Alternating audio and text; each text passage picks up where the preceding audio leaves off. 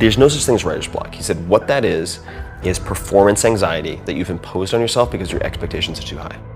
And he's like, just lower your standards. Lower your standards till you get started.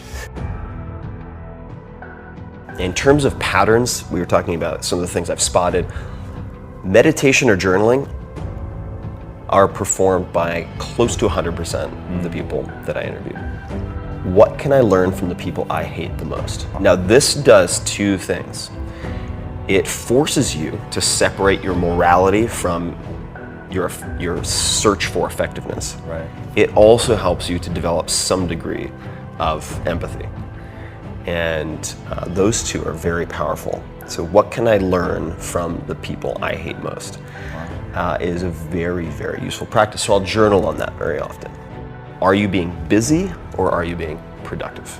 What makes you angry was one of the key pieces of advice that I was given by a writer named Poe Bronson. When I asked him, what do you do when you have writer's block? He said, what makes you angry? Or just write that.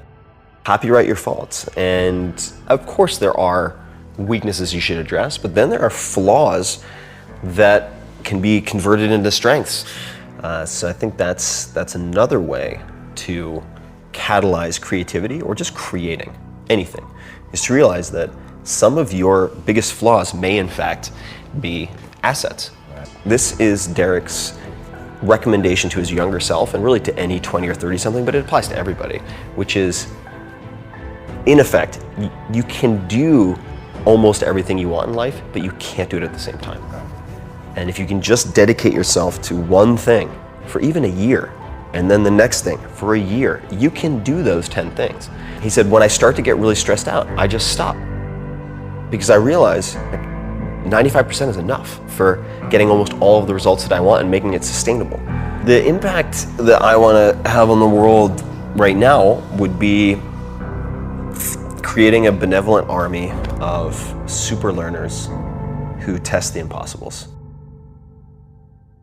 Are you hunting antelope or are you hunting field mice? And the story he would tell is that of a lion in the Serengeti. He's like, if you're always chasing field mice as a lion, you'll get a snack, you might even survive, but you might end up starving because you're getting these little Scooby snacks, and that's not his words, mine, that make you feel good and give you the illusion of accomplishing something real.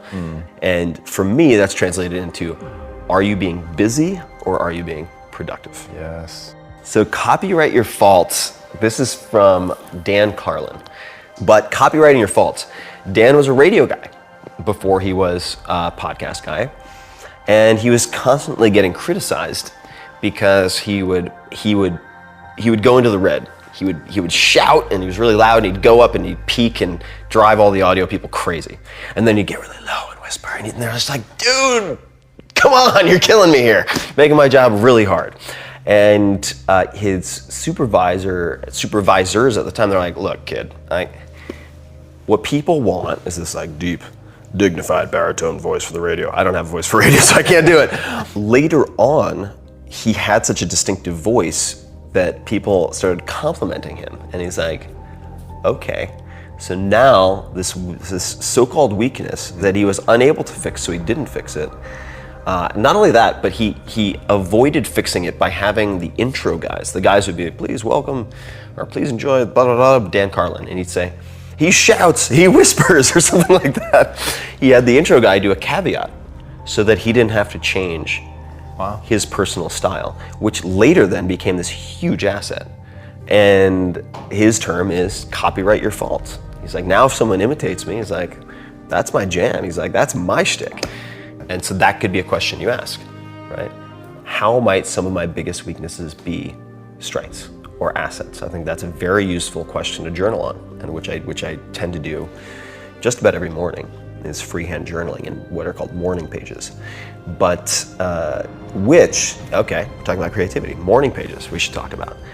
Julia Cameron describes them as spiritual windshield wipers. And the way I would translate that is, when you do morning pages, and you might just be complaining, like your lesser self, your worst self coming out on pages, just bitching and moaning, is you get that out of your system for the day. So you don't have it ricocheting around your head like a stray bullet for the rest of your waking hours, interrupting everything else. You just trap it, you freeze it on paper. And that practice has been tremendously liberating.